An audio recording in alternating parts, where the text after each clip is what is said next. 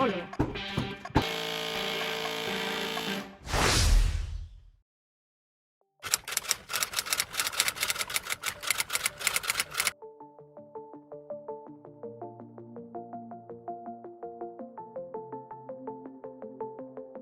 Alors avant de reprendre le chantier, je ne sais pas si je vous avais montré le résultat ici de l'avancée qu'on est en train de construire pour le pigeonnier. Donc on a pris des poteaux de récupération là qu'on avait sur le terrain qui servaient à rien, des poteaux de téléphone je pense. On a taillé les poteaux à l'intérieur, ça nous a permis de glisser la panne en son centre et la panne supporte les chevrons. Et du coup là on a fait un arrondi pour que ce soit plus joli et puis on a la doucine classique là ici reproduite sur tous les chevrons. Et pareil de l'autre côté. Bon alors là je vous montre le mur de pignon, je vous avais montré un peu toutes ces pannes qui étaient là à l'origine et qui sont plus ou moins en bon état, donc celle-là on va pouvoir la conserver, celle-là aussi. En revanche les deux du fond sont pourris et celle-là est tombée également. Voilà mon gabarit d'origine, donc je suis en train de les reproduire, je vous montre ça. Je prends un bastin, il va plus me rester qu'à faire la coupe du bas et puis à harceler.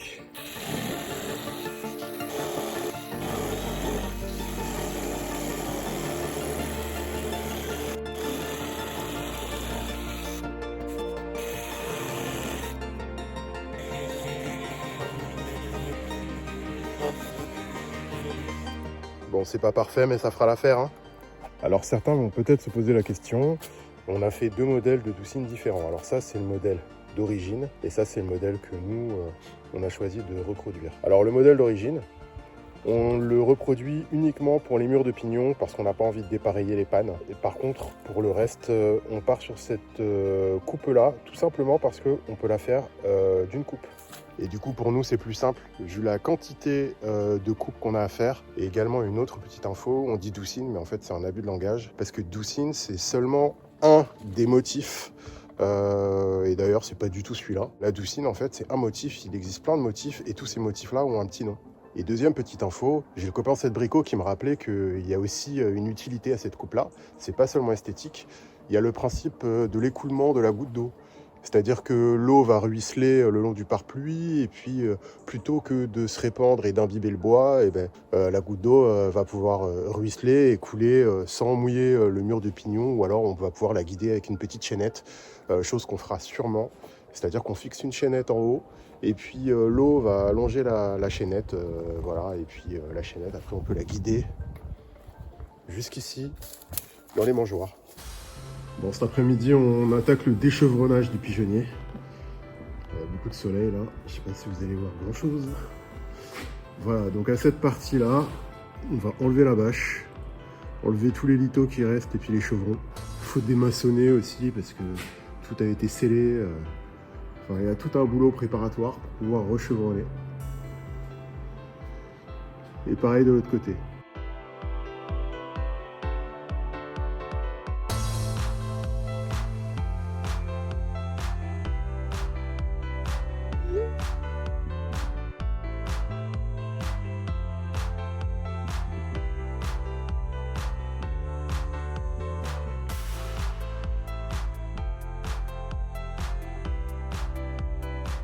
Bon, ça y est, je viens de terminer de déchevronner, j'en ai bien bavé là. Et puis là, maintenant, il ne reste plus qu'à nettoyer le chantier comme d'hab. Et on va attaquer le calfinage des chevrons jusqu'à ce qu'on les pose demain. On va tester le souffleur pour la poussière parce que... Oh là là, tu vas en avoir plein le nez. Hein, Je te passe le balai, moi, si tu veux. bon, l'émission casse-cou, on essaye le souffleur pour la poussière.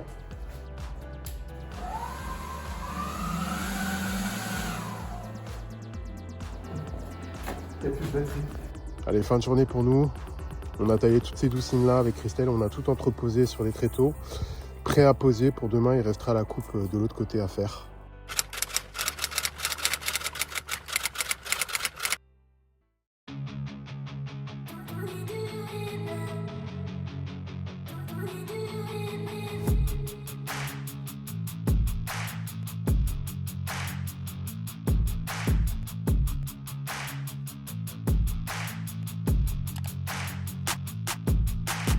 Bon allez, on est en train de poser les chevrons de rive, mais du coup mes grosses vis, les 10 par 300, là, les Starblock, ne passent pas.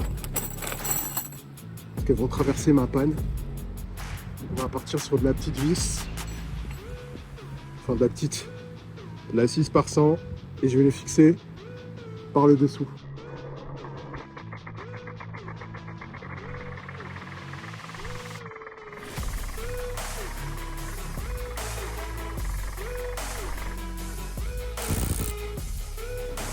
Bon, ça y est, la pose des chevrons de ce côté, c'est terminé. Je vous montre un peu. Et on va attaquer l'autre côté. Alors sur le principe, Jules va monter à l'échafaudage et va chevronner sur la grande panne fêtière. Et moi, à l'extérieur, je vais vous montrer, on a fait un petit échafaudage. Voilà. Comme ça, on peut travailler tous les deux.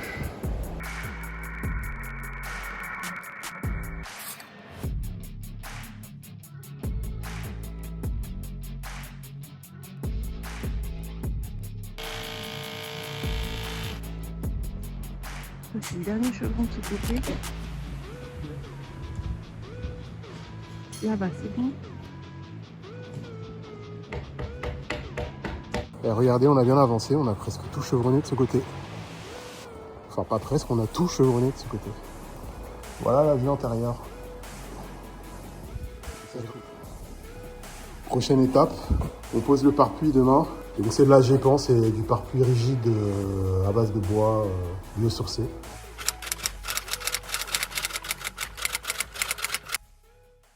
Hier, on a avancé en off. On était en tournage avec M6. Mais on a avancé sur les caches mono là-haut, là, les closoirs. Et puis on a ouvert le mur. Alors, je vais vous montrer. Je vous ai fait un time-lapse quand même, hein, pour voir les travaux en temps réel.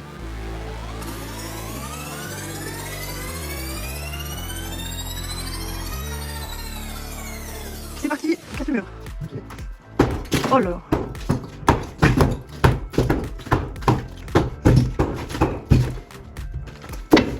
Ça te fait mal au dos. Si, c'est grave.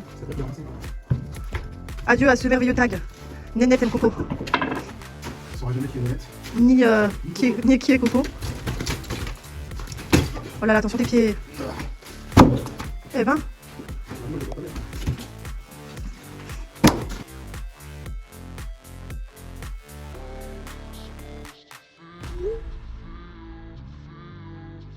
Et on a ramené la porte, c'est la future porte d'accès du pigeonnier, donc 4 vantaux. Les 2 autres sont là. Donc je voulais une porte avec du caractère, donc du bois massif et du double vitrage. Et du coup on viendra la poser ici et on remaçonnera tout autour. Bien sûr il faudra faire recréer un châssis pour fixer la porte. On va faire tomber tout ça, on va tout remonter. Et de chaque côté on remettra une ouverture là et là. Alors on hésite entre des châssis fixes ou des portes-fenêtres.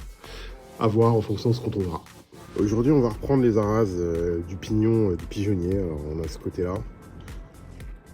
Et il y a le côté opposé là-bas aussi. Parce qu'on va terminer de poser le pare-pluie et une fois que le pare-pluie sera posé, on n'aura plus accès au pignon.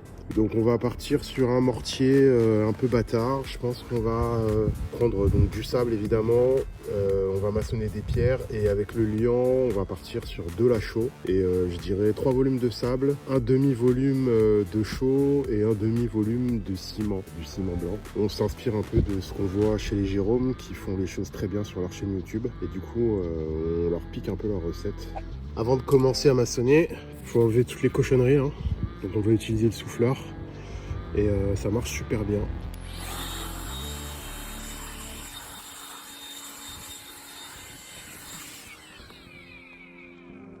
Bon, je viens de terminer ma première base de mortier, donc c'est un mortier bâtard à base de chaux et un tout petit peu de ciment. Là on va faire la deuxième base, donc ça va être un mortier pareil, même composition mais plus liquide pour faire une belle finition.